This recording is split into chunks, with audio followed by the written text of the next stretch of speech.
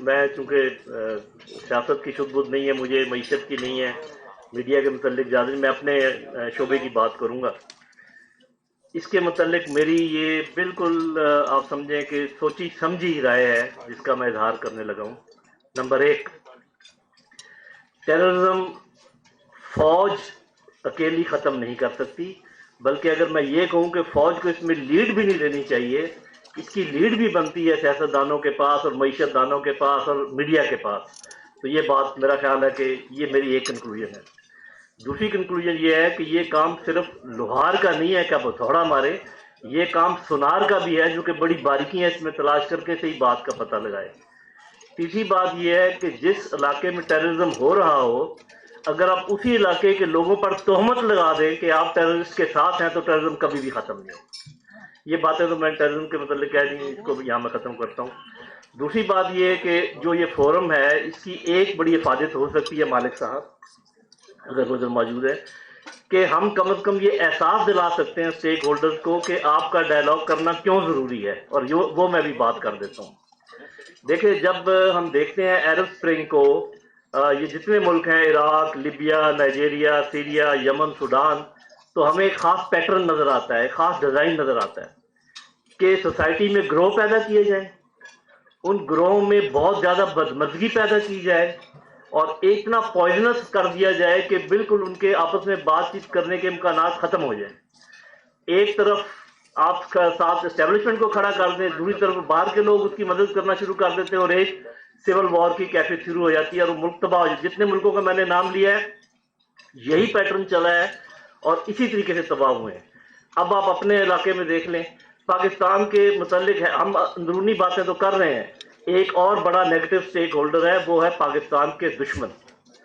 ان کو کیا پرابلم ہے پاکستان سے؟ ان کو پرابلم یہ ہے کہ ایک اسلامی مملکت کے پاس نیوکلیئر پاور موجود ہے، نیوکلیئر ویپن موجود ہیں۔ ان کو معلوم ہے کہ نیوکلیئر ویپنز کی حفاظت فوج کر رہی ہے اور فوج کو کمزور کیے بغیر وہاں تک نہیں پہنچ سکتے۔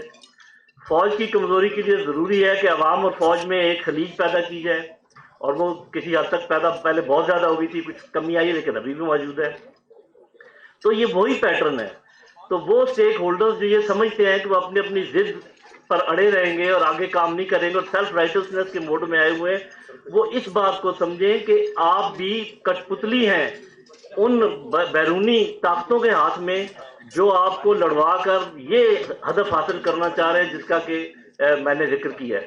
وے فارورڈ کی میں چھوٹی سی بات کر لوں، میں کہتا رہتا ہوں، جو لوگ مجھے فالو کرتے ہیں وہ جانتے ہیں، بہت سارے لوگ بات کر رہے ہیں ٹروتھ اینڈ ریکنسیلیشن کمیشن کی، بہت پوچھا جاتا ہے کہ یہ کیسے ہوں، کون ہو۔ دیکھیں، بات یہ ہے کہ یہاں پر دودھ کا دھلا کوئی بھی نہیں ہے۔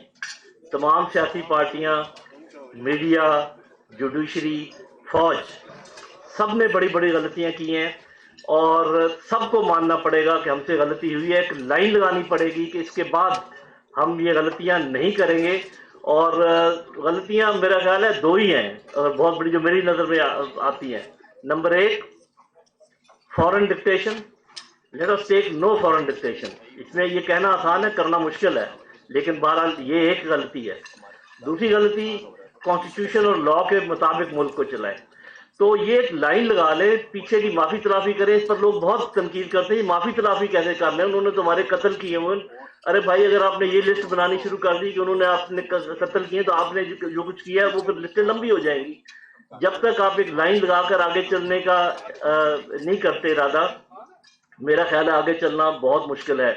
اور اس میں سبھی کو مل کر بیٹھ کر پھر پوچھا جاتا ہے گارنٹی کون دے گا، اور یہ بات کنوے ہوئی ہے عمران خان صاحب تک اور واپس جواب بھی ہمیں کسی نہ کسی طریقے سے ملا ہے۔ میرا خیال ہے کہ امریکہ کی گارنٹی لینے کے بجائے، سعودی عرب کی گارنٹی کی لینے کے بجائے اس دفعہ ذرا عوام کی گارنٹی لے کے دیکھ لیں، میڈیا پہ بیٹھیں۔ یہی لوگ اسٹیک ہولڈر جن کا میں نے ذکر کیا ہے، ٹاپ آپ کے پولیٹیکل پارٹیز کے ہیڈ، جوڈیشری کا ٹاپ ہیڈ، میڈیا کے امپورٹنٹ لوگ، فوج کے لوگ، اور کہیں جی ہم مانتے ہیں، آپ کے سامنے بیٹھے ہیں کہ ہم سے غلطی ہوئی ہے، ہم آج لائن لگا رہے ہیں، آج کے بعد ملک ہم کانسٹیٹیوشن اور لا کے مطابق چلائیں گے اور آپ سب گواہ ہیں، اگر نہیں چلائیں گے ہمیں اٹھا کے باہر پھینک دینا۔ یہ میرا خیال از دی اونلی وے فارورڈ۔ اب اس کو کیسے زیادہ ڈیٹیل صاحب لے رہے ہیں، یہاں میں ٹائم کنزیوم کرنے کے لیے نہیں کر سکتا، لیکن یہ وہ خد و خال ہیں جو میرے ذہن میں ہے جس کے تحت ہم آگے چل سکتے ہیں۔ اور یہ نہیں کہا جا سکتا کہ اس فورم کی کوئی افادیت نہیں ہے۔ اگر ہم صرف یہ باور کرا دیں اسٹیک ہولڈرز کو کہ خطرات کتنے زیادہ ہیں اگر آپ نے آپس میں بات چیت نہ کی، تو میرا خیال ہم اپنا کام کر لیں گے. Thank you. Thank you so much general صاحب، بہت آپ نے کمپریہنسو اور بریف بات کر کے کوزے میں سمو دی ساری بات. محمد علی دورانی صاحب ہمارے پاس ہیں.